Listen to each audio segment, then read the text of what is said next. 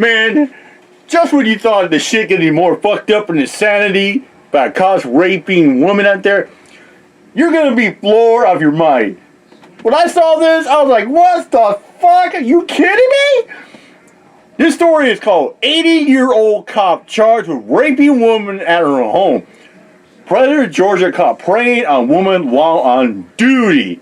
Wow. Listen to that. There is an older sheriff's deputy out in Georgia who is being accused of raping a woman at her home while he was... 80-year-old Walker County Deputy Jerry Glover has been accused of raping a woman in her home while on duty. Yeah, this is for Dr. Rashad Ritchie, but he's been I think he's been dealing with personal issues. So yeah, it's Adrienne Lawrence fills in for him. Let's get to it. He was on duty and in uniform. This is a picture here. And it's an older man, 80-year-old Deputy Jerry Glover. Take a good look, ladies and gentlemen. 80-year-old fucking Grandpa Creed. And he was also arrested on Tuesday for rape, violence... 80-year-old fucking disgusting sicko Creed. Now, the Walker County Sheriff, Steve Wilson, told the news outlet Law and Crime this. Glover knew the woman through his duties as a deputy sheriff, Wilson told Law and Crime in a phone interview. The sheriff confirmed that Glover was allegedly on duty and in uniform when he went to her house. Glover was out for 20 minutes. Nashville Fox affiliate WZTV reported that, according to Wilson, Glover allegedly pulled up to the victim's home, went inside, forced her to have sex, and then went back into service. Wilson said the woman made the report to local police the same day. Now, Glover was fired on May 27th, and the Walker County Sheriff's Office arrested him 4 days later. The accused deputy was denied bond during a court appearance early Wednesday and is set to return on June 9th for a bond hearing. Foremost, this person is quite elderly, 80 years old. 80 years old. And they've been in law enforcement, arguably, probably for some time. Yeah. No, I'm just thinking, like, fuck, I can't wrap my head on that at all. I just can't. 80 years old. Fuck! Fucking that dude's old enough to be, he's almost old enough to be a great grandpa. Damn!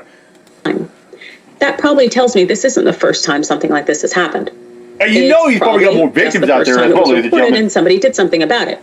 And I also say that in part because of how swiftly the law enforcement authorities acted there in terms of firing him. He got fired real quick. To me, at least, that they kind of know something's up. Because otherwise, that thin blue line gets really strong and protective around their fellow officers. Thin blue line! So the fact that they dropped this man super quick, hot, fired him, and then arrested him tells you that they know. And he got denied bond and bail. Probably has a behavior of this, and as someone who has studied sexual violence, sexual harassment, assault, I can tell you it ain't never a one-off. He did not hit that octogenarian territory and decide, I'm going to go out here and commit sexual assault. Nah, I don't think this is new. And I know he is definitely still facing those charges, and so there's an opportunity for him to answer in court. But I can say from looking at the situation, the allegations and the response from law enforcement, that this is probably not the first time. Jasmine? Yeah, exactly what you just said. I think whenever we hear stories like this, the first thing that I think of is how many times is this actually happening, the stories that we don't hear. Even if you look at the issues of mass shootings in this country, there have been however many more shootings than per day at this point in the year already, but how many of those have we heard about, right? How many of those were actually like headline stories? And same thing goes with cases like this. How many times has this happened that we have not heard about, that we didn't know to make a big deal about? And on top of that, if these things are happening and they're not getting the publicity that stories like this one are getting, there's no incentive or little to no incentive for these police departments to actually respond to it and do something about it. In this case, they probably had little to lose. The guy was 80 working as a deputy still, which is interesting. That's a whole other issue, I would think. But I mean, getting rid of him for them wouldn't have been a big deal. But if it was another cop, if it was a different guy, if it was a less high-profile story, would they have done anything? What would be the incentive for them to do it? And we've seen so many times when they didn't do anything, or they did the bare minimum, or they would fire them but still pay them, or give them a job at the next district over. So you keep hearing about these stories. it's good to stay aware of these things that are happening, but also, like they're still happening. Just because it's not in the news cycle, it doesn't mean that these things go away. No, and I actually think that this, which isn't getting a lot of attention at all, just the local news outlet is where we were able to find this out. But I think the reason that this story got any attention is because he actually got fired and there are actual charges, whereas oftentimes it's just the complaint there and nobody does anything about anything.